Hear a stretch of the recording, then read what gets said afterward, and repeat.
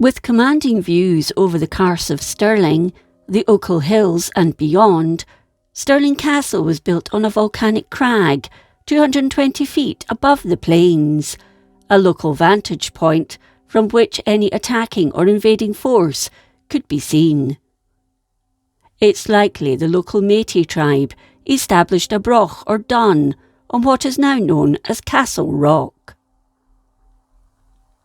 The first record of a building hails from the Roman period, when Agricola was said to have erected fortifications on the rock. He was also possibly involved with the building of the Roman road, which runs below the castle. St Moena, who died in 519, was chronicled in the Irish books as establishing one of her 7 churches at Stirling. The town is also associated with many battles in ancient times between the Northumbrian Saxons and the so-called Wild Scots. The castle itself began as a single tower house, similar to the one used in the city's coat of arms, but over the centuries, the kings of Scotland made alterations and additions as it became their favourite residence. In 1120, Alexander I built a chapel at the castle, where he died in 1124. David I lived in it, and William the Lion died in it. When Alexander III died in 1286 without heirs, Stirling took centre stage as Edward I, or Edward Longshanks as he was known in Scotland, stripped puppet king John Balliol, Lord of Galloway, of his crown, invaded Scotland and marched on Stirling when the Scots abandoned it. Before returning to England, he ensured a strong garrison at the castle to repel Scottish rebels and to keep the people in their place. In 1297, William Wallace defeated the English at Stirling Bridge, and the castle was returned to Scottish hands. However, it was short-lived, as Wallace was defeated the following year at the Battle of Falkirk, and the English retook it. The Scots once again didn't take it lying down, and regained the castle until 1303, when Edward I returned to the country. Stirling Castle held out, the last place in Scotland to do so, with the siege beginning on 22nd April and lasting for 19 weeks. The governor, William Oliphant, with less than 200 men at his disposal, had held out as long as possible until starvation forced them to surrender. The castle walls stood against the Barracks well, but one section was breached. Oliphant and the other leaders were captured. He spent 4 years in the Tower of London before being released and returned to Scotland. He died in 1329. In 1306, Robert Bruce was crowned king following the murder of John Comyn, Balliol's nephew and guardian of Scotland, and the following year, Longshanks died. All the strongholds in Scotland were recaptured by the Scots, except Stirling, which remained in English hands until 1314. The governor, Sir Philip Mowbray, was given an ultimatum. He was to leave before the feast of St John on Midsummer's Day, which he did. Edward II, however, was hell-bent on retaining it, so sent an army north, with him at the helm, arriving near Stirling on 23rd June. On 24th June, the Battle of Bannockburn took place, with the English army defeated and the castles surrendered. It changed hands a few more times, but remained in Scottish hands after 1342 for over 300 years, even though the country was still invaded from time to time. The Stewarts probably had the biggest impact on the castle. James I meted out justice against itinerant nobles, and in its shadow, the beheading stone at Gowan Hill was used on Regent Murdoch, his sons and other relatives, around 1424 or 1425. His son James II was born at the castle, as were James V and James VI. James V made it his favourite residence and often went among the local people, disguised as the goodman of Ballingeich. The widow of James IV, Margaret Tudor, spent much of her time there, as did Mary of Guise, the second wife of James V. In 1515, a dramatic event took place between Margaret Tudor and John Stuart, the Duke of Albany. She had taken refuge with her children at Stirling. The Duke of Albany then appeared with an army and prepared to lay siege to the castle. Unwilling to go through with the demeaning siege, she met Albany at the gates with her children, including the infant king, James V. Putting the massive keys of the fortress into his hands, she motioned to James to give them to Albany, who, kneeling, took them and cuddled the boy. He returned the children to their mother on condition she remain at the castle. This paved the way for Albany to become regent.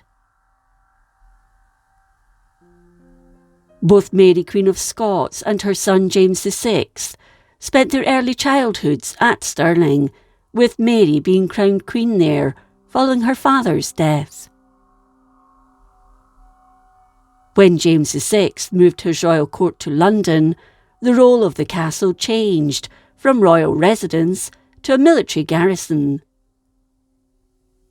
In 1651, General George Monk besieged the castle during the Cromwellian Civil War, and during the Jacobite uprising of 1715, it was held under the forces of the Duke of Argyll, who effectively blocked passage through the River Forth, Stirling being the easiest crossing point from the north of the country to the south. 30 years later, during the 1745 uprising, the supporters of Charles Stuart, or Bonnie Prince Charlie, marched on Stirling and tried to seize the castle, but were repelled by William Blakeney, the then Duke of Cumberland. The oldest buildings at the site date from the 14th century. From the esplanade, there was a drawbridge leading to the original entrance and lower quadrangle.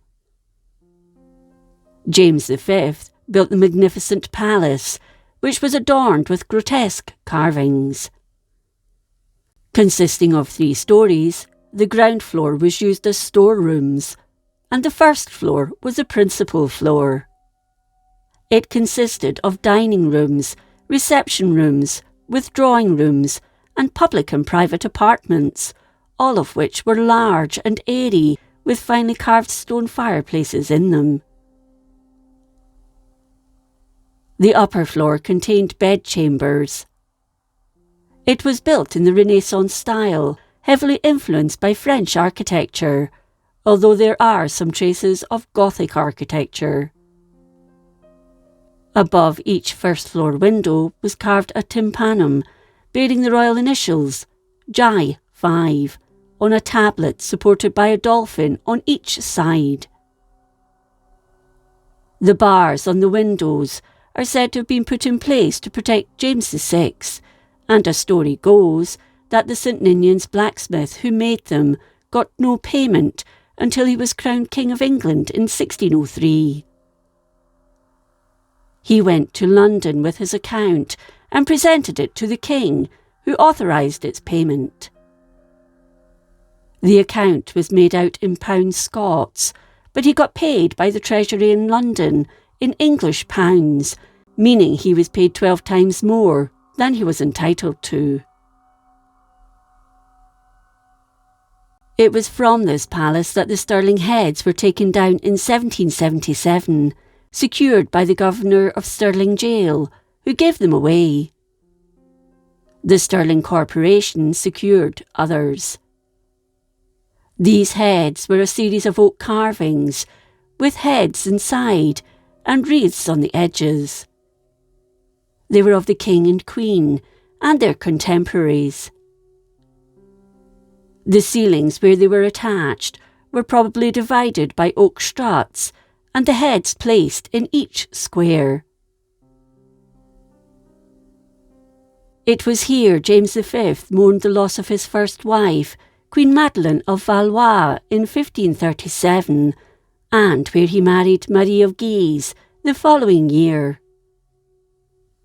Their infant daughter, Mary Queen of Scots, was crowned at the castle on 9th September 1543, aged 9 months, having become queen at just 6 days old, following the death of her father. She was kept there until, for security reasons, she was taken to Inchmahome, aged 5, along with the 4 Marys, before setting sail for France, where she spent the next 13 years in the French court. In 1562, she returned to Stirling, where she narrowly escaped being burned to death by accident.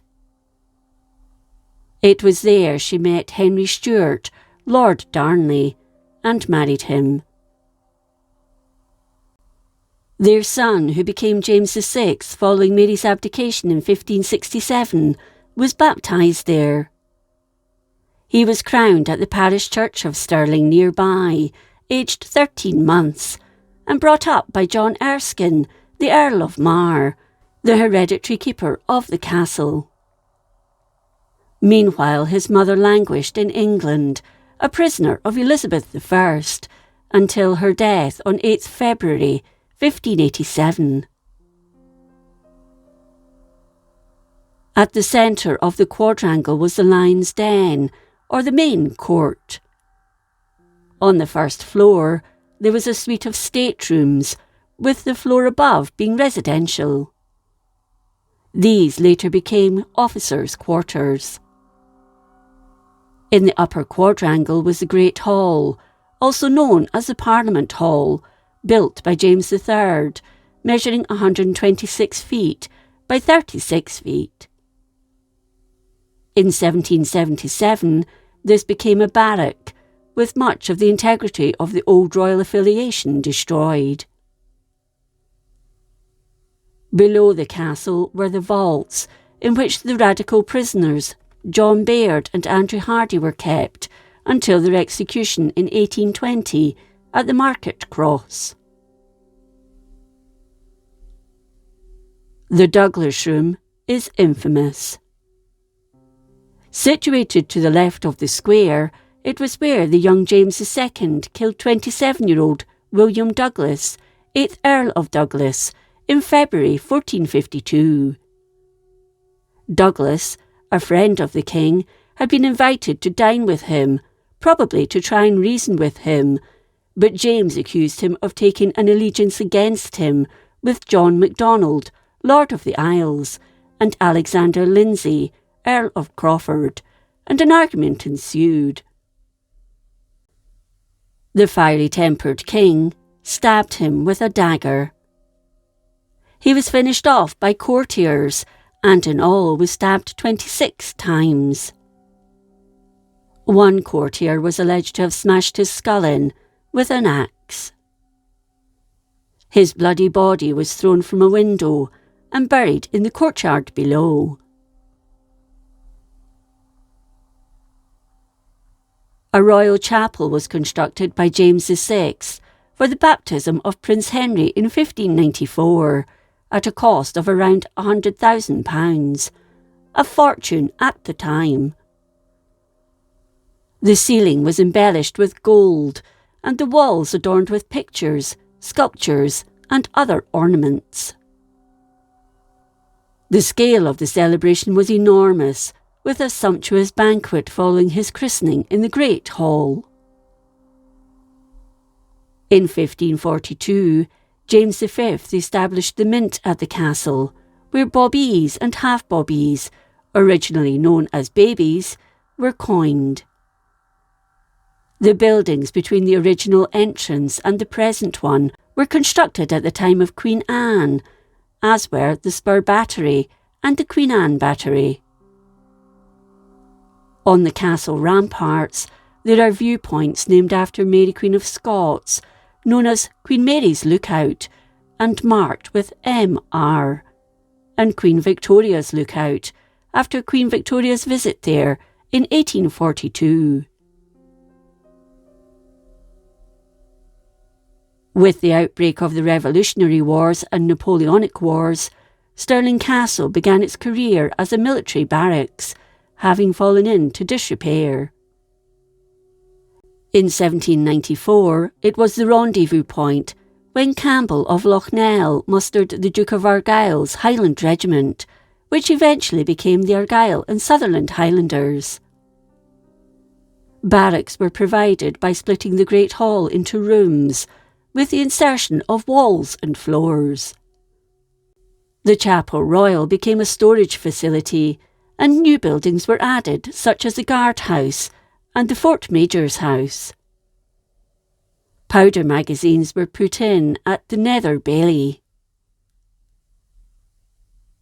In 1906, King Edward VII asked for the maintenance of the building to be passed to the Office of Works from the War Office, and in 1964 it ceased as a military post. The Argyll and Sutherland Highlanders Regimental Museum is housed in the King's Old Building, which was damaged by fire in 1855.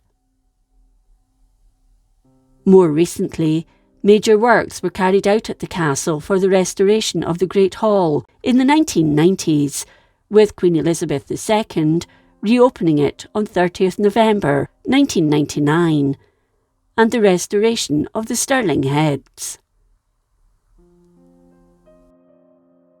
Excavations also took place, and 9 bodies were found at a lost royal chapel under the governor's kitchen, dating from between the 13th and 15th centuries.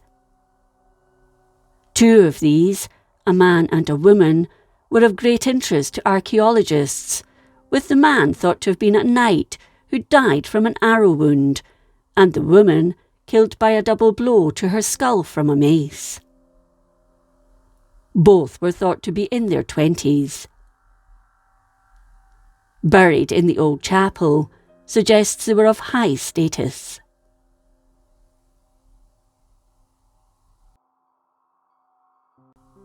Resplendent in its beauty and historically one of the most significant buildings in the country, Stirling Castle's rich history continues to grow. It is now in the care of Historic Environment Scotland.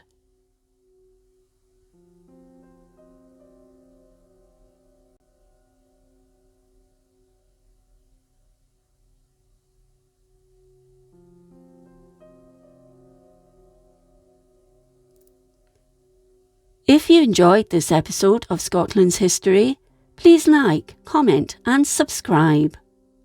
Until next time, thank you for watching.